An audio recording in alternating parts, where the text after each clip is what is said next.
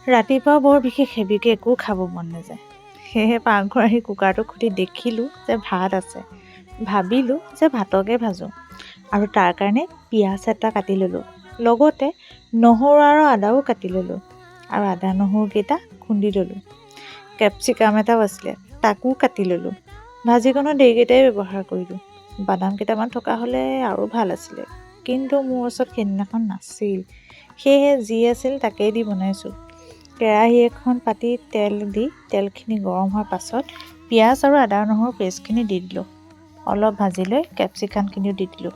তাতে নিমখ আৰু হালধি দি অলপ সময় ভজাৰ পাছত ভাতখিনি দি অলপ ভাজি ৰাখিলোঁ। আনফালে পেন এখনত ডিম এটাও আমলেট কৰি ল'লোঁ আৰু মোৰ আজি ভাত ভাজি ৰেডি। খাবলৈ পিছে ভালেই হৈছিলে দেই। ভিডিঅ'টো চাই কেনে পালে চাই জনাবলৈ নাপাহৰিব। যদি ভাল পালে তেন্তে লাইক এটা কৰিব দেই। আৰু মোৰ এই ভিডিঅ'টো যদি ফেচবুকত চাই আছে প্লিজ মোৰ পেজখন ফ'ল' কৰি দিব, আৰু যদিহে ইউটিউবত চাই আছে প্লিজ মোৰ চেনেলটো ছাবস্ক্ৰাইব কৰি দিব দেই। আজিলৈ বাই। পুনৰ লগ পাম এটি নতুন ভিডিঅ'ৰ সৈতে। বাই।